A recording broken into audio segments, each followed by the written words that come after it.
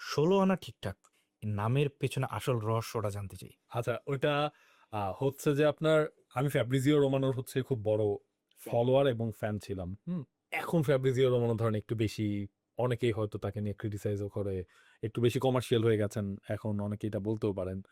But আমার যখন ওই পেজটা খোলা তখন হচ্ছে ওই হেয়ার উই গো ফ্যাব্রিজিও রোমানোর ওই হ্যাশট্যাগ, তখন যেভাবে তিনি নিউজ ব্রেক করতেন, তো ওইখান থেকে আমার মনে হলো আপনার, আমার না পার্সোনাল প্রোফাইল, আল্লাহর রহমতে আপনার আমার বাংলাদেশের যত ফুটবলার আছেন ম্যাক্সিমামের সাথে আমার পার্সোনাল সম্পর্ক একটা বিল্ড আপ হয়েছে।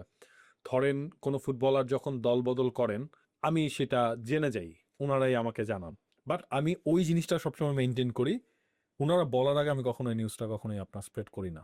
বা আমাকে যিনি নিউজটা দিচ্ছেন, আমি তার সাথে আমার ওই রিলেশনশিপটার খাতিরেই আমি হচ্ছে কি তার সাথে দেওয়া সেই কমিটমেন্টটা রক্ষা করি।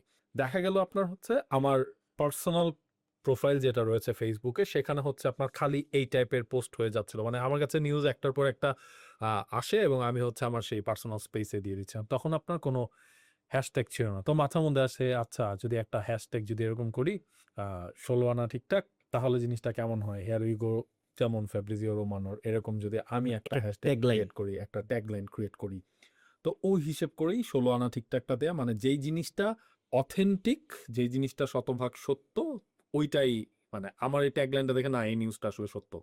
এবং আল্লাহর মতো আমার মনে হয় আপনার খুব ম্যাসিভ কোনো মিস্টেকও আমি করি নাই এখন পর্যন্ত, খুব ম্যাসিভ বা বড়সড় কোনো মিস্টেকও আসলে হয় নাই।